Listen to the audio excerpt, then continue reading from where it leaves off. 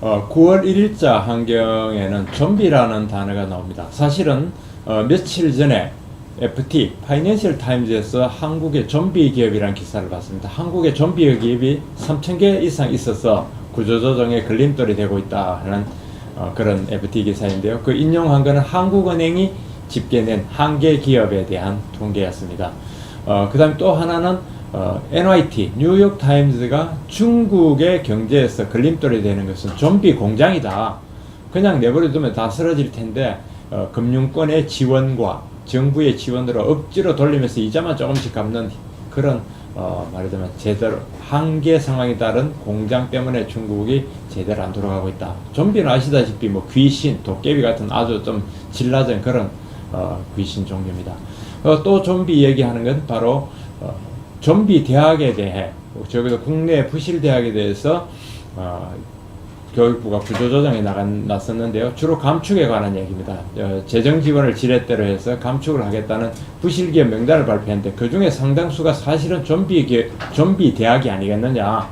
청년 백수를 오히려 양산하는 그런 좀비 대학이라면 빨리 구조조정이 돼야 된다 하는 그런 기사와 사설도 나왔습니다. 자, 그런 내용 중심으로 9월 1일자 한국경제신문 보시겠습니다. 일면에는 우선 경제단체가 지금 나섰습니다. 경제5단체 노동개혁은 지침이 아닌 법으로 명문화해야 된다. 요거는 한국경제신문도 이런 견해를 일찍이 냈던 텐데 뭐 무역협회, 정경련, 경총 뭐 이런 데 있죠. 그게 상위 이런 데서 제대로 도단체장이 정책을 하고 나섰습니다. 왜 법으로 명문화해야 되느냐. 노조에 유리한 그 법 현재 체제 놔두면 일자리 창출은 불가능하고 개혁한다는 게 지침으로 해놓으면 규정이 떨어진다 그런 얘기입니다. 예컨대 이런 문제도 있습니다. 전번에 통상임금이 재작년 말에 대법원에서 아주 참 충격적인 판결이 나왔잖아요. 규칙성이 있고 반복성이 있고 획일성이 있는 그런 보너스는 통상임금에 포함된다는 무시무시한 법이 나오면서 산업계와 경영계 전반에 영향을 미쳤는데 그것도 그렇습니다. 그게 전부 다 가이드라인이었거든요. 소위 지침, 고용부의 지침으로 되니까 고용부는 나중에 책임도 못 질 일을 아주 엄청난 파장이었는데 법으로, 이번에 노동개혁도 법으로 담아야지 지침 정도로 해놓으면 판결 재판에 가면 다 뒤집히고 영향도 없다 그런 얘기입니다. 그래서 요거는 경제단체 얘기니까 정부가 단순히 귀를 좀 진짜 기울여야 됩니다. 3면에서 크게 썼습니다. 진통경련 노동개혁 이렇게 제목을 달아놓고요. 노조에만 힘을 실어주는 법규 이대로는 안 된다. 파업대 대체근로도 허용해라. 이런 것들을 모두 법에다 담아야 된다. 그랬습니다. OECD 국가 중에서 한국만 법으로 대체근로 금지하고 있고 요거는 아까 그건 좀 다른 내용입니다만 어쨌든 노동계의 그 생때에 이어서 경영계 대표 요 뭐 경총 부회장하고 이런 거 보이네요. 그래서 제대로 의견을 내놨습니다. 이번에 노동개혁 하는데 문의만 할 게 제대로 하자. 그러자면 이쪽 얘기를 좀 들어야 될 것 같습니다. 호봉제 페이지라든가 성과급 도입, 청년 고용절벽 이런 거 해소가 가능하려면 이런 게 도입돼야 된다는 얘기고요. 정부 입장은 노사정위원회라 하지만 10일까지 합의가 안 되면 요게 새해 예산안 국회 제출 시한입니다. 그러니까 2016년도 예산이 한 390조 원 될 텐데 그거를 내는 날까지 합의 안 하면 사회안전망 예산 확충 어렵다. 기재부 장관, 경제부총리 충분히 할 수 있는 얘기입니다. 왜냐하면 노동개혁에 들어가는데 정부의 예산이 들어가거든요. 거기서 노동개혁으로서 일자리가 말하자면 없어지면서 고용보험이 늘어나면 그 고용보험 재원은 또 정부에서 지원해줘야 되고 여러 가지로 정부 또 청년 일자리를 늘리는 그런 기업에 대해서는 세제 혜택도 해줘야 되고 직접 지원도 해줘야 되고 이 일자리 노동개혁은 정부 예산과 아주 밀접한 관계를 맺고 있습니다. 그래서 사회안전망 예산이 안 된다고 기재부 장관 겸 부총리 최경환 부총리가 마지막 말하자면 마지노선을 그은 겁니다.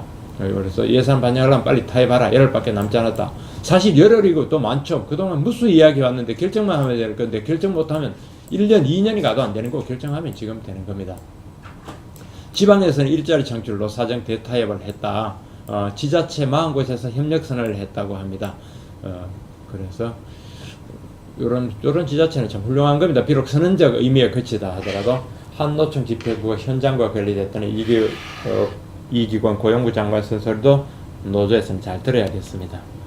이런 기사들이 있고요. 일면에 다시 유능한 공무원들 앞으로 삼성전자, 현대차 이런 데 근무가 가능하다.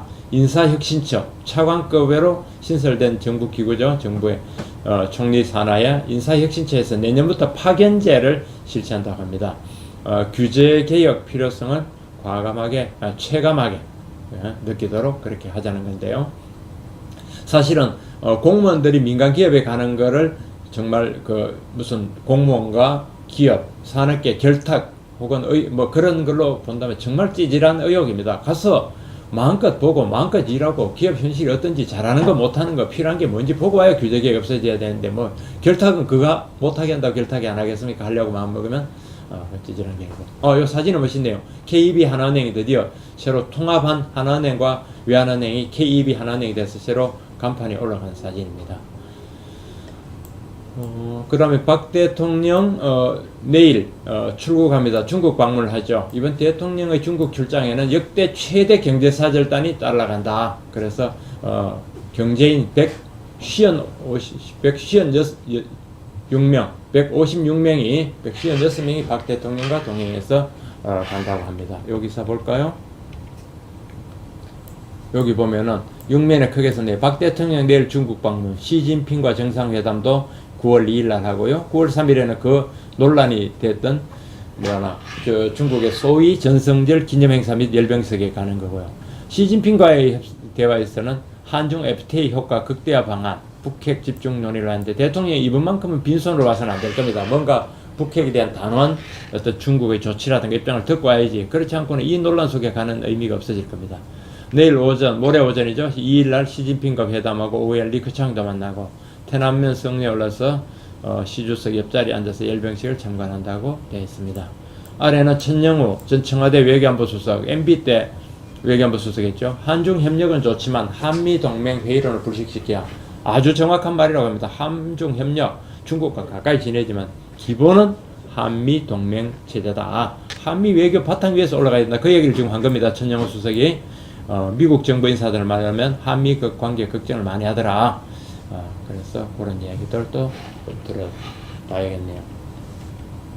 다시 일면으로 와서 대기업 CFO라면은 Chief Financial Officer, 그러니까 최고 재무 담당자들이 본 환율을 연말까지 1160원에서 1200원 사이를 오르내릴 것 같다고 합니다. 지금 1180원 정도 되죠? 거기 환율로 은행 1182원 50전인데 한 요 사이에서 움직일 것 같다. 되게 업종 대표 36개사 CFO한테 최고 재무 책임자한테 설문조사를 했더니 1160원에서 1200원 사이 움직인다더라. 참고하십시다. 이런 기사들이 일면에 있고요. 이면에는 삼성물산이 제1모직과 통합법인체가 드디어 출범했습니다. 통합 삼성물산의 첫 실험은 IT 플러스 패션이다. 삼성물산이 그 엘리엇의 공격을 무릅쓰고 물리치고 삼성물산이 제일모직을 합세해서 통합법인이 출범했다. 첫 실험은 IT 패션이다. 그런 얘기 읽을 거리고 오늘 여기 있네요. 공식 출범 여기서 들어가 있죠. 아까 3면도 봤고요. 4면에는 뭐 있나? 4면은 대학 구조조정. 이 좀비 대학을 이번에 좀 없애는지 모르겠습니다. 일반 대학하고 전문대 각각 한 30개씩 이번에 말하자면 구조조정으로 인력, 정원을 감축하고 정부 지원을 연결하겠다는 겁니다. 4년제 대학은 강원대, 상지대 등 4년제 대학 32곳, 그 다음 전문대는 장안대 등 여기 표가 있습니다. 34곳이 낙제점이다. E등급, D등급인데 이 대학을 제가 다 읽을 수는 없고 어쨌든 여기에는 구조조정 제대로 안 하면은 안 된다. 정부 재정 지원을 못 받아서 퇴출위기에 몰릴 수도 있다고 합니다. 국가 장학금, 학자금 대출 이렇게 말하자면 정부 지원에 기대고 있고 그것도 인건비를 할 수 없는 작은 그 인건비를 주면서 겨우 버티니까 이 좀비 대학이라는 소리를 듣는 겁니다. 한경사설에 좀비 대학이라고 썼습니다. 대학 평가는 서울대, 충북대, 연세대, 성균관대가 평가가 잘 나왔다고 하네요. 여기에는 작년 기부금, 대학별 기부금 나왔는데 대학 기부금이 연대가 1등 했네요. 연세대 작년 기부금 509억 원, 2년 만에 1위를 탈환했다. 2위는 성균관대, 고려대다. 성균관대가 1등에서 작년 1등에서 2위로 밀렸고요. 고려대하고 여전히 많다 이런 얘기입니다.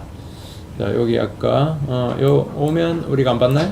오면 CF들 환율 전망 예상보다 100원 정도 오른 환율 최근에 환율 10원 오르면 자동차 수출에서 이익이 자동차 수출 늘어나는 게 3,300억 원이다. 그러니까 우리한테 수출 대한민국으로서는 환율이 정말 중요합니다. 환율 변수 현 수준을 유지될 것 같다. 전자도 수출 많은 신흥국 통화 변동이 지금 대수고 우리만 뭐 환율 오르는 게 아니라 신흥국들이 다 오르면 경쟁자들이 다 오르니까 힘들다 이렇게 되겠죠.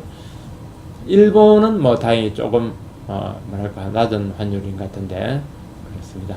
철강성 항공유 수입 뭐 이런 데는 울상이다 그렇게 되어 있고요. 원화 약세도 당분간 사업 계획은 대기 유지한다. CFO들 상대로 한 설문조사입니다. 6면은 아까 봤습니다. 안중 FTA 비준을 단독 상정했다 이런 거. 자, 국제면으로 끝낼게요. 국제면은 재밌는 게 베트남이 규제 철폐로 투자에 대한 규제 철폐로 6.3% 고성장을 했다. 이 베트남이 규제 철폐는 이게 과연 공산국가 맞나 싶습니다. 중국 쇼크도 지금 비켜가고 있다고 합니다. 투자 제한 업종을 51개에서 6개로만 딱 줄이고 나머지는 다 투자 제한이 없어졌다. 국영기업은 연내 289곳을 매각한다. 오늘부터 외국인 투자 한지도 폐지되고요. 뭐 여러가지 조치가 한두 개가 아닙니다. 여기 우리 또 베트남 대사 인터뷰도 했네요. 투자 환경 개선에 박차, 중의존도 낮추겠다. 이렇게 되면요, 베트남이 얼마 있지 않은 한국의 무서운 적이 될 겁니다. 베트남 국민들 무섭습니다. 외세 물리치고 손재주 좋고 정말 의욕 있고 우리 조심해야 됩니다. 아까 읽었던 NIT 수익 안 나는 좀비 공장 중국 경제 성장에 건립도라는 기사 있고요. 일본이 마이스 산업의 지원에 발벗고 나선다. 이런 기사들. 그다음 북미 맥킨리 예디름 되찾았다. 이런 기사들 했습니다.